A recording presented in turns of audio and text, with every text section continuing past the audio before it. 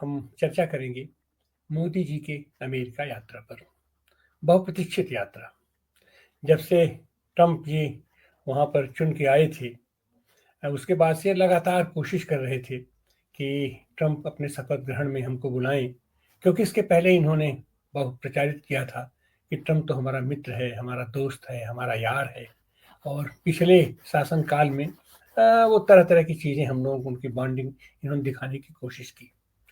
लेकिन फिर जब बाइडेन वहाँ प्रधानमंत्री हो गए तो ये वहाँ गए और एक तरीके से इन्होंने उनकी उपेक्षा की, ट्रंप की। उनको विश्वास नहीं था कि ट्रंप फिर जीत के आ जाएंगे। लेकिन ट्रंप जब आए तो आए, एक आक्रामक अंदाज में आए और उन्होंने अमेरिका को फिर से महान बनाने का सपना लेकर के आए। और उसके तहत फिर पहला काम तो उन्होंने यही किया कि दुनिया के पैमाने पर जो अमेरिका को चुनौती मिल रही थी, जो लोग अमेरिका को चुनौती दे रहे थे, उनकी चूड़ी कैसे टाइट किया जाए। और उसमें खास करके जो इस बीच ब्रिक्स के लोग इकट्ठा हुए, उन्होंने अपनी एक ताकत दिखाई।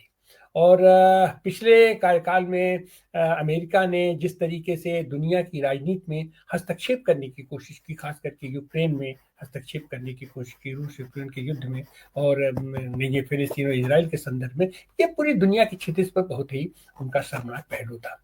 और उस पर भारत भी और खास करके ब्रिक्स देशों ने एक अच्छी पहल ली, एक बड़ी पहल ली, और उन्होंने समानांतर तरीके से घोषणा कर दिया कि हम अपनी मुद्रा लाएंगे और हम अपने आप को मजबूत करेंगे, और हम नहीं मानते अमेरिका को, हम नहीं मानते यूरोपीय देशों को। तो पहली तो इच्छा अपने ट्रंप की यही थी कि हम किस तरीके से इन सारे लोगों के एकता को तोड़े, और जब तक हम उनका मानमर्दन नहीं करेंगे, तब तक हम शायद ग्रेट बनने की तरफ आगे नहीं बढ़ पाएंगे। फल क्या हुआ? आते आते उन्होंने तमाम घोषणाएं कर दी। तमाम घोषणाएं नहीं की, वो साथ ही साथ उनके सारे आदेश पर दस्तखत भी कर दिए। दस्तखत ही नहीं किए, काम शुरू कर दिए। और काम कैसे शुरू किया साहब? कि जितनी भी अपमानक हो सकता था, मोदी के लाख प्रयास के बावजूद इनके विदेश मंत्री वहां पर जमे रहे कि इनको कम से कम आमंत्रण मिल जाए। इनको आमंत्रण नहीं दिया। ये पहला अपमान वहां किया। और सबसे बड़ा अपमान तो इन्होंने ये किया कि प्रवासियों को बाहर निकालने के नाम पर अपने यहाँ से सैन्य जहाज में भर करके, हथकड़ी बेड़ी लगा करके हमारे नागरिकों को उन्होंने डिपोर्ट किया। और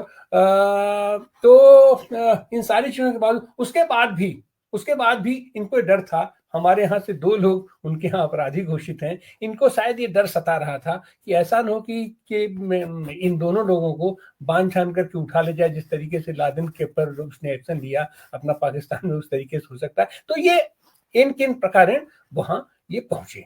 और जिस तरीके से यहाँ पर आज की तारीख में भी मीडिया में ये प्रचारित किया जा रहा है कि मोदी जो वहां जा रहे हैं सारे रिश्ते ठीक कर लेंगे, और अब भारत और अमेरिका की बॉन्डिंग बनेगी, और हम फिर अपना विकास की ऊंचाइयों को छुएंगे, अमेरिका भी ग्रेट बनेगा और भारत भी ग्रेट बनेगा। इन्हीं सारे संदर्भों में आज वहां मोदी जी गए हैं, अमेरिका पहुंचे हैं। इसके पहले फ्रांस गए, फ्रांस से होते हुए अमेरिका गए हैं। तो वहां किस तरीके से इनका स्वागत किया गया, किस तरीके से वहां बातें हुई। अपने देश में तो ये पत्रकारों से बात करते नहीं है वहां पर, लेकिन वहां का नियम है कि ज्वाइंट कॉन्फ्रेंस वहां करना पड़ेगा, ज्वाइंट ये पत्र भी जारी होंगे। और वहां पर पत्रकारों ने इनसे जो सवाल किया, उन सवालों से किस तरीके से कन्नी काटते नजर आए, इन सारी चीजों पर हम आज यहाँ पर बात करने के लिए उपस्थित हैं। हमारे साथ हैं वरिष्ठ पत्रकार मुंबई से डॉक्टर सलीम खां साहब। डॉक्टर सलीम खां साहब, आपका स्वागत है। हमारे साथ वैश्विक मामलों के विशेषज्ञ फिरोज मीठी बोरवाला साहब हैं, जो भारत और फिलिस्तीन के आप विशेषज्ञ हैं, आप संबंधों के, आपका भी स्वागत है। और साथ ही जुड़े हुए उनसे बात करेंगे। तो हम चाहेंगे शुरुआती दौर में फिरोज मीठी बोरवाला साहब से। फिरोज मीठी बोरवाला साहब, जिस तरीके से वहां यात्रा हुई है, इस सब पर ब्रिक्स को लेकर के जो ट्रंप ने एक्शन शुरू किया है और जो उनकी आशंका है, क्या उसमें मोदी जी का उपयोग करना चाहते हैं या किस तरीके से कर पाएंगे? इन सारी चीजों में आप मोदी जी की अमेरिका यात्रा को आप कैसे देखते हैं? पिछले 2-3 दिनों से मैं मानता हूँ कि भारत के लिए बहुत ही शर्मनाक दिन है। खास करके हमारे जो लोग को हथकड़ी, बेड़िया, पैरों में बेड़िया डालकर भेजा गया, मैं तो अभी नहीं समझ पा रहा हूँ कि बाकी के राजनीतिक दल भी सड़कों पर क्यों नहीं उतरे, या सामाजिक आंदोलन भी ट्रंप के और मोदी दोनों के पुतले को जलाने चाहिए थे।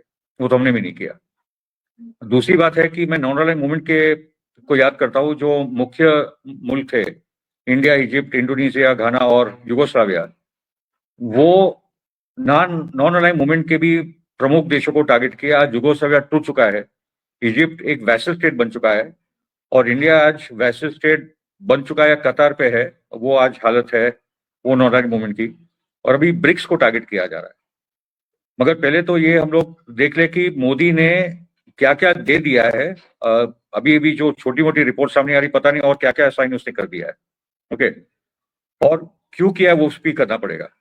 मैं मानता हूं कि मोदी ने जो अडानी को डिफेंड करने के लिए गया है, अडानी के जो कांड है, छोटा तो कांड है कि वो ब्राइबरी के केस में वह पकड़ा गया है, ये मोदी की संपत्ति, मोदी की ही पैसा है। तो मोदी ने कोई ना कोई बड़ा समझौता ट्रंप के साथ किया, क्योंकि वो अमेरिका की मुट्ठी में भी फंस चुका है। तो अडानी के जो पूरे कांड थे, जो हिंडनबर्ग रिपोर्ट के द्वारा भी हमारे सामने आए, ठीक है, या जो हम लोग ने ये असैसिनेशन का दौर चालू किया था कनाडा में, ये सब प्रूफ, ये सब एविडेंस अभी ट्रंप के पास है, बाइडेन के पास भी था। ट्रंप इसका भी फुल प्रूफ इस्तेमाल करने जा रहा है। तो मोदी ने क्या क्या दिया है?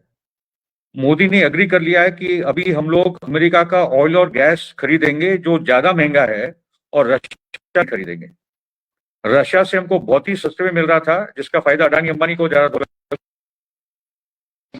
मगर बहुत बड़ा फायदा हो गया, ऑयल एक्सपोर्टर बन गया था यूरोप। आप सोचे कि इंडिया एक ऑयल एक्सपोर्टर बन गया था यूरोप को, वो वाली परिस्थिति आ गई थी।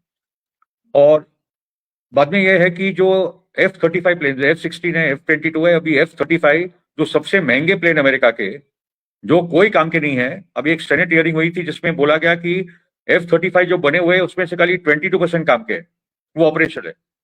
तो ये बहुत ही महंगे एयरक्राफ्ट हम लोग अभी F-35 खरीदेंगे, जो सुखोई उससे ज्यादा एडवांस्ड है। सुखोई का जो न्यूज रेंज आया वो तो F-35 का बहुत आगे का प्लेन है।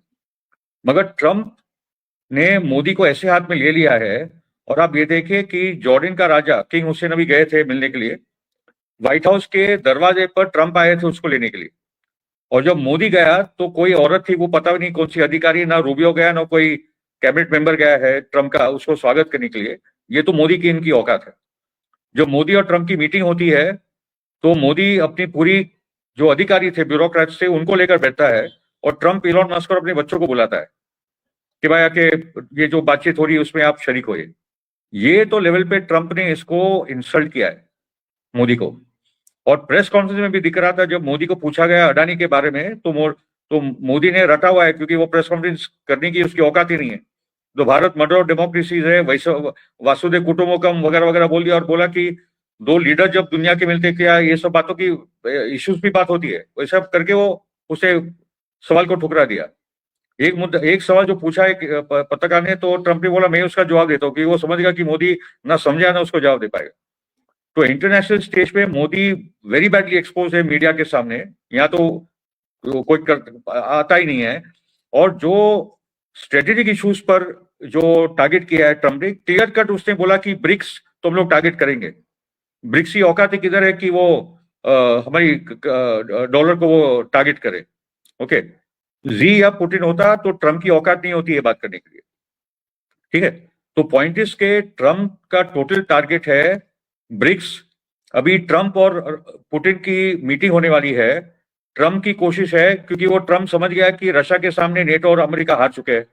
ओके, तो अभी उसकी कोशिश है कि यूक्रेन पे भाई कोई बड़ा समझौता करे, मगर रशिया को G7 में लाया जाए, उसको G8 बनाया जाए, पहले जैसे रशिया था G8 बने, और ब्रिक्स को खत्म किया जाए। मेरा मानना है कि रशिया और चाइना बहुत करीब आ चुके हैं। रशिया ने बिट्रेयल देख चुका है अमेरिका का, तो पुतिन तो उसमें फंसने वाला नहीं है। मगर अभी दुनिया के सामने ये चुनौती है कि भारत जैसी एक ताकत ब्रिक्स में से निकल जाती है या आधा अधूरा रोल प्ले करती है, तो भी नुकसान वाली बात है। प्रॉब्लम है कि मोदी कोई नेहरू नहीं है, मोदी कोई राजीव गांधी भी नहीं है, ना इंदिरा गांधी है। वो बहुत ही वीक लीडर है, हाईली करप्ट है, और आज अडानी के करप्शन के कारण भारत को पूरा का पूरा नुकसान हुआ है। अडानी मोदी के लिए वीक पॉइंट है, उसकी एक्चुअली हील है जिसको हम लोग बोलते हैं। तो आज अडानी का करप्शन भारत के पूरे स्ट्रेटेजिक और बिजनेस और हमारी आर्थिक सुरक्षा का एक बहुत बड़ा वीक पॉइंट बन चुका है। ये हम लोग अडानी का आज ये चुका रहे, भारत ये प्राइस आज चुका रहा है। ओके, मेरा बोलना है कि हम जैसे लोगों को तुरंत इंडिया ब्लॉक के साथ अलग अलग जो राजनीतिक दल और जन आंदोलन है, एक रणनीति हमको हमारी विदेश नीति को लेकर बनानी पड़ेगी। ब्रिक्स का एक जन आधार बनाना पड़ेगा। मैं जो पिछले साल 3 बार रशिया गया था और हम लोगों ने एक फॉर्मेशन भी बनाया है कि ये जो ब्रिक्स बन रहा है जो एक मल्टीपोलर वर्ल्ड को ताकत दे रहा है, ठीक है। और आप समझ लीजिए नॉर्दर्न अलायंस मूवमेंट और ब्रिक्स में जो एक अंतर है, नॉर्दर्न अलायंस मूवमेंट बना था सोवियत रूस और अमेरिका के बीच को लेकर, मगर जो ब्रिक्स है, ब्रिक्स में तो रशिया भी और चाइना भी है, तो एक नया टाइप का फॉर्मेशन है, मगर वो नॉन अलाइंग मूवमेंट का नया स्वरूप है। नॉन अलाइंग मूवमेंट एक पॉलिटिकल फॉर्मेशन था, उसमें जो देश थे वो इकोनॉमीज वीक थी, इसलिए वो सस्टेन करना मुश्किल था, मगर वो कंट्रीज स्ट्रांग होते गए। और आज ब्रिक्स में जो देश जुड़े हैं वो रिसोर्स रिच कंट्रीज है, संपत्ति है, गोल्ड है, तेल है, क्योंकि ब्रिक्स में तेल का रिसोर्स रखने वाले और बेचने वाले सब इधर है। रशिया के पास है, वेनेजुएला के पास है, खरीदार इंडिया और चाइना है, जो मैं बोलने की कोशिश कर रहा हूं। हमको अमेरिकन रिसोर्स की जरूरत ही ना, उसका डॉलर की जरूरत है, ठीक है। तो ब्रिक्स का आइडिया था कि मल्टीलैटरल ट्रेडिंग करे, डॉलर को कम करते रहे। ब्रिक्स करेंसी बनने को तो बहुत वक्त लगेगा, मगर बायलैटरल ट्रेडिंग में हमको डॉलर की क्यों जरूरत है? तो वो ट्रंप उसको टारगेट कर रहा है कि वो समझ रहा है। आपको बता दो आनंद जी कि just by the world using American currency dollar, America को सालाना $1 ट्रिलियन तो ऐसे मिल जाते हैं, इंटरेस्ट रेट या वगैरह अलग अलग तरीके से, ठीक है। तो पॉइंट इज के इंडिया की विदेश नीति अभी हमारा इंटरनल सुरक्षा का सवाल बन चुका है, हमारी स्ट्रेटेजिक और इकोनॉमिक सुरक्षा बन चुका है। ये कोई अभी इंटेलेक्चुअल डिस्कशन का मुद्दा नहीं रहा है, ओके। इसलिए ब्रिक्स मूवमेंट को सपोर्ट करने वाला और एक इंडिपेंडेंट सॉवरेन विदेश नीति को सपोर्ट करने वाला, वो हम लोग को वो काम इस देश में करना होगा, ठीक है। और आप ये देख लीजिए आनंद जी, आखिरी बात, वो गाजा को बुली करने गया ट्रंप कि अगर सैटरडे 12 बजे तक आपने सभी इजरायली कैदी को नहीं छोड़ा तो the gates of hell will release. Gaza के लोग नहीं माने, हमास के लोग नहीं माने, आज ट्रंप को पीछे हटना पड़ा, ठीक है। तो उसकी बुलिंग टैक्टिक्स फेल होगी, आप खड़े तो हो जाओ। मगर मोदी इतना करप्ट है से वो मुझसे भी आपने पूछा है। देखिए, अमेरिका की जो विजिट है, मोदी और अदानी को क्या मिला, एक सवाल है। भारत को कुछ मिला क्या? कुछ भी नहीं मिला। भारत देश के आम नागरिकों को कुछ नहीं मिला, एक अपमान हुआ। भारत देश के अर्थव्यवस्था को और बर्बाद करने की बात वहां पे इनडायरेक्टली हो गई है, और इस देश की साधन संपत्ति को जिस ढंग से अदानी के पास पहले से सौंपा गया है, उसको और भी मजबूत करने की बात वहां पर हुई है। एलन मस्क और ट्रंप, इनके जो रिश्ते हैं वो ऐसे रिश्ते जैसे मोदी और अदानी के हैं।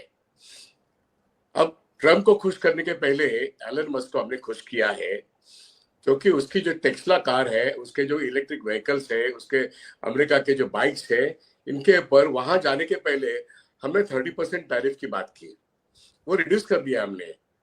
ये एलन मस्क को खुश करने की बात है। दूसरी बात, एलन मस्क खुश नहीं होता है तो ट्रंप कैसे खुश होगा? क्योंकि वो उसके कैबिनेट का एक हिस्सा बन चुका है। ट्रंप के सक्सेस में एलन मस्क का हिस्सा बन चुका है। आज की तारीख में दुनिया का सबसे अमीर आदमी और सबसे ताकतवर प्रेसिडेंट, ये दोनों एक साथ में है, और यहाँ पर अदानी और मोदी एक साथ में है। यहाँ पे दो देशों की बात नहीं हो रही है, दो वेस्टेड इंटरेस्ट की बात हो रही है। और एक भारत देश का इकोनॉमिक इंटरेस्ट और सॉवरेनिटी और फॉरेन पॉलिसी, ये सब खतरे में है मोदी और अदानी के कारण। चाहे इंडिया की बॉर्डर सिक्योरिटी हो, या डिफेंस सिक्योरिटी हो, या फिर टेलीकॉम सिक्योरिटी हो, everything is at the stake. और अमेरिका डिक्टेट कर रही है मोदी को और अदानी को। और अदानी की जो बात है, वहां पे एक मेहरबानी की है अदानी के बारे में। मोदी वहां पे जाने के पहले हमारे यहाँ जो चंद्रचूड़ का रोल था, हमारे यहाँ जुडिशरी का रोल था, वैसे रोल वहां के जुडिशरी का नहीं है, ये मान लिया। लेकिन फिर भी प्रेसिडेंट का कुछ तो हक बनता है जहां तक हम जानते हैं वहां के जो चार्जशीट फाइल की है वो 6 महीने तक उस पर पॉज लगाया गया है। हम ये भी जानते हैं कि 6 महीने के बाद फिर से वो उभर कर आएगा। इसका मतलब वो विड्रॉ नहीं हुआ। अदानी के खिलाफ जो चार्जशीट है, जो ब्राइबरी चार्जेस है, वो विड्रॉ नहीं हुए। वो संकट बरकरार है मोदी और अदानी पर, लेकिन 6 महीने के लिए उसके ऊपर प्रेसिडेंट ने पॉज लगाया है, ये भी एक हकीकत है। तो अभी जो तुरंत समन्स आने वाले थे वो आए भी, लेकिन उस पर पॉज लग गया है। अजीत डोभाल वहां पे गए कि नहीं गए मुझे मालूम नहीं, लेकिन अदानी और अजीत डोभाल वहां पे नहीं जा सकते, क्योंकि वो जाते तो वो अरेस्ट हो जाते। मोदी के साथ बात होती, अब वो अरेस्ट नहीं होंगे ऐसी कोई बात नहीं, वो जाएंगे ही नहीं। लेकिन उनकी तरफ से मोदी की बात होती है और 6 महीने का पॉज होता है, जिसे चंद्रचूड़ ने मोदी को ओबलाइज किया है। सब कुछ आधा अधूरा महाराष्ट्र के बारे में हो या बहुत सारी चीजों के बारे में हो, जैसे चंद्रचूड़ ने ओबलाइज किया, वैसे वहां की जुडिशरी पर्टिकुलर वो कोर्ट जो है उसने वो पॉज किया है। हाँ, वहां पे विड्रॉल नहीं हो सकता, प्रेसिडेंट ऑफ अमेरिका वो विड्रॉ नहीं करवा सकता, ये भी उतनी असलियत है। तो ये बात हुई अदानी को वहां के चार्जशीट को फेस करने का जो संकट था उसके बारे की में बात। दूसरी बात, एलन मस्क को खुश करने के लिए अदानी और अंबानी, ये दोनों अपने अपने, अदानी और मोदी अपनी तरफ से कोशिश कर रहे हैं। जहां तक मैंने कहा टेस्ला को अकोमोडेट करना। दूसरी बात जो एलन मस्क कह रहा है वो मेरे ख्याल से बहुत मुश्किल वाली बात है। वो ये बात है कि ही इज एडवोकेटिंग जो वर्ल्ड करेंसी है उसके बजाय वो कहते हैं कि मैं बिटकॉइन एडवोकेट करता हूं। बिटकॉइन में सबसे ज्यादा आज के तारीख में प्रेसिडेंट ट्रम्प की इन्वेस्टमेंट है, उतनी इन्वेस्टमेंट एलन मस्क की भी है, और दोनों मिलके खुद के डॉलर को तो बढ़ावा देते ही है, लेकिन बिटकॉइन को बढ़ावा देने की बात करते हैं। और दूसरी बात, इनका जो एक रिच डैड पुअर डैड वाली जो किताब लिखने वाला जो जापानीज ये है, वो तो कह रहा है कि फरवरी महीने में दुनिया भर के बाजार टूटने वाले हैं, शेयर बाजार। अब ऐसी हालत में वो कहता है कि bitcoin is only currency where safe भी है और फायदे वाली भी है। हालांकि कोई भी क्रिप्टो करेंसी इंक्लूडिंग बिटकॉइन पूरे दुनिया में सभी जगह वो इलीगल है। भारत में तो इलीगल है, लेकिन भारत में 2 साल पहले ये निर्मला सीतारमन और मोदी और यहाँ का आरबीआई गवर्नर दास क्रिप्टो करेंसी की और डिजिटल करेंसी की बात करते थे। अब वो बात नहीं करते, लेकिन फिर से जब ट्रम्प और एलन मस्क बात करने लगेगा तो शायद वहां से आने के बाद यहाँ फिर से एक बार मोदी वो झुंझुना बजाते रहेंगे कि हम बिटकॉइन या इसके बारे में कोशिश करेंगे। वो एक बहुत बड़ा रिस्क होगा, बहुत बड़ा धोखा होगा। एज इट इज मार्केट का क्रैश जो है वो क्रैश, यहाँ के सारे जो फॉरेन इंस्टीट्यूशनल इन्वेस्टर है वो यहाँ से अपना पैसा शेयर बेचकर भाग रहे। वो भाग कहाँ रहे? एक तो चाइना में जा रहे हैं क्योंकि वहां पे बहुत सारे कंसेशन है, और दूसरा डॉलर में रेट ऑफ रिटर्न बहुत है, वहां की गवर्नमेंट सिक्योरिटीज में और वहां के बॉन्ड्स में रेट ऑफ रिटर्न बहुत अच्छा है, इसलिए वो भाग रहे। इसलिए हर महीने में 4,000-5,000 कम से कम बिलियन, 4-5 बिलियन डॉलर्स का शेयर बेच के वो जा रहे हैं। और पिछले 1.5 साल में मोर देन 3 बिलियन डॉलर्स वहां यहाँ से बेच के वो निकल, 250 बिलियन डॉलर्स यहाँ से बेच के फॉरेन इंस्टीट्यूशनल इन्वेस्टर्स और फॉरेन पोर्टफोलियो इन्वेस्टर्स यहाँ पे निकल गए। तो भारत का शेयर बाजार बहुत बड़े खतरे में है। और जहां तक मैं जानता हूं कोई भी कहता नहीं है कि बहुत बड़े पैमाने पे सोना बेचा गया है। अब सोना बेचने की बात किसी भी मीडिया में आई नहीं है, लेकिन सोना बेचा गया है। और भारत की मार्केट में, डोमेस्टिक मार्केट में रुपया खरीदा जा रहा है डॉलर को। मार्केट में मतलब डॉलर बेचो और रुपया खरीदो, और रुपया को कम से कम 87 तक रखो, ये कोशिश हो गई। पहले कोशिश थी 80 तक रखो, बाद में कोशिश थी 83 तक रखो, बाद में कोशिश थी 85, बाद में कोशिश थी 87। अब वो सोच रहे हैं कि क्या हम 90 तक उसको रोक पाएंगे? नहीं, अब तक 250 बिलियन डॉलर्स खर्च हो चुके। सवाल इस डॉलर की किटी को रखना है तो ट्रम्प के साथ मोदी की 15 मिनट की जो मीटिंग है, बाकी सारे मुद्दे अलग है, डॉलर को कैसे बचाए ये असल में सवाल है। और इसलिए पैर पड़ने की बात है, ट्रम्प के पैर पड़ने की बात है। कुछ मिलने वाला नहीं है, कुछ मिला भी नहीं है। और ये डॉलर दुनिया भर का मजबूत होते जा रहा है, हम कमजोर होते जा रहे हैं। हमारी इकोनॉमी किसी भी एंगल से देखो वो सबसे पुअर बन गई है। इसलिए मैं कह रहा हूं मोदी इस देश के आम आदमी के लिए कुछ नहीं कर सकते हैं। वो सिर्फ अदानी के लिए उसकी जान बचाना और इस देश का पब्लिक सेक्टर उसके हाथ में सौंपना, ये तो वो कर रहे हैं। लेकिन खतरा ये भी है कि जैसे गाजा में एंटर करना चाहता है ट्रंप और उसको हकालने की बात गाजा के लोग करते हैं, लेकिन मान लो ये धारावी के बारे में जो अदानी के हाथ में जमीन है 2200 करोड़ है, मैं समझता हूं गाजा के आसपास होगा। इसमें अगर ट्रंप का बेटा पार्टनर करके बन गया, एलन मस्क पार्टनर करके बन गया, क्या ये अकोमोडेशन नहीं होगा? ये बहुत बड़ा खतरा है।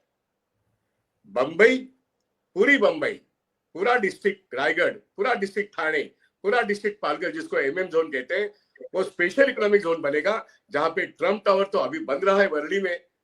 इसके बाद अगर धारावी से 2200 एकड़ अगर ये स्पेशल इकोनॉमिक जोन में आती है बंबई की और पूरे एमएमआरडी की, बहुत बड़ा खतरा है। यहाँ पे जूनियर ट्रंप इस जमीन को कब्जे में करेगा along with Adani, along with Musk, और ये बहुत बड़ा एक झोल होगा, एक बहुत बड़ा जुमला होगा, देश के खिलाफ होगा।